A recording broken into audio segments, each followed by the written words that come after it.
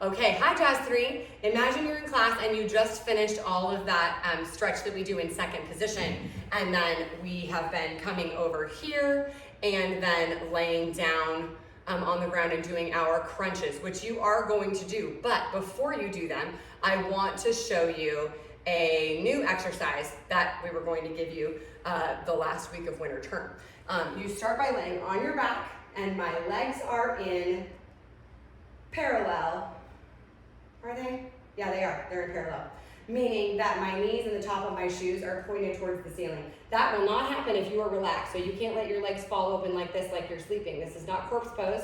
I want you to activate your leg muscles and put those into place. You're going to draw your right leg up into passe and then all the way up towards your chest and pull at your knee, squeezing that towards your chest for a stretch for 4 counts. This stretches for me, it stretches my hip flexors, but it's not really supposed to do that. Mine are just super tight. It stretches the upper leg portion of your extension only. Extension meaning your long-legged jazz poses where your leg is lifted in the air in the front to the side or to the back, okay? So this is stretching just that half of your leg. Then you extend it straight and pull that leg toward you. When you hold a leg, that is an intermediate to advanced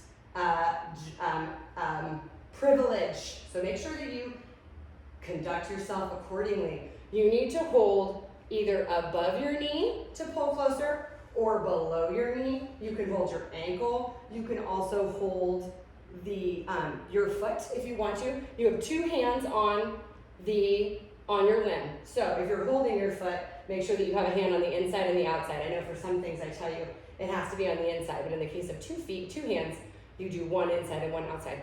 You're holding it, you're pulling it towards yourself. Then you do bring your hand to inside your leg and you lower this leg out to the side. Now it needs to be in your second position side. So that means that I can't just lay this on the ground over here, okay? Because that is not my turnout. I have to, you can stand on the floor if you want to. Stand in first position and then tumble yourself out. And that's straight, please. That's your second. Don't just flop it, okay? Your hips should remain pointed at the ceiling. Then you bring it center, you bend it again, and you spinal twist. So now I'm twisting my right knee over toward the floor. I have my right shoulder pinned to the ground. I'm not letting it come with me. And I have both of my arms spread out at shoulder height. If you can get your knee on the floor here, that's great. That's best. That's the goal. If you can't, just let it hang a little bit. Let gravity twist your spine for you a bit. Then come center. Make sure that both of your hips in the back or on the floor, and the front of your hips are pointed at the ceiling. And then extend one more time. And I always ask you, if I have you do the same thing twice, what do you think I'm doing? And you always tell me, it means that you think we're gonna get further the second time. That's true. Because the stretches you're doing in between, you can start your other leg, are making some space in that stretch. So you do it to begin with, and you go, okay, this is how far I can go. In an ideal world, this leg, see how my leg is bending up off the floor a bit, okay?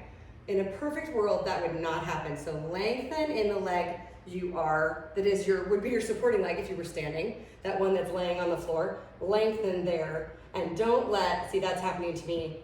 I'm pulling my leg that I've got a hold of closer to me, but it is bending the one underneath me. So then I go, oh no, I can't do that, that's illegal. Excuse me. Then I lower it out to second, and now you're really gonna be able to see because you can see the floor. I'm not flopping it out down to the floor. I'm holding my second position, which is difficult core work. And you come center, you bring it in here to passe, and you roll it over. And again, I'm pinning my left shoulder to the ground. My left knee is going over, it's reaching for the floor on the other side. And both of my arms are spread out at shoulder height in like a T pose.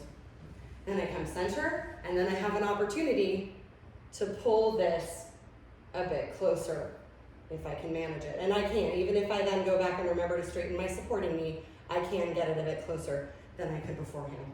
And then you lower down. And then in class, that's when I would change the music and we would go to your abdominal work, okay? So that is your new long-legged stretch here. I want you to go through this tutorial video with me, and then I will, next week, I will have a video of myself or someone else doing it with counts, okay? But this week, I wanted you to just hear my words and let me walk you through that. That's the end of this video. I'm going to make another video of the current stretch with the hand combination that you have that you sit on the ground for.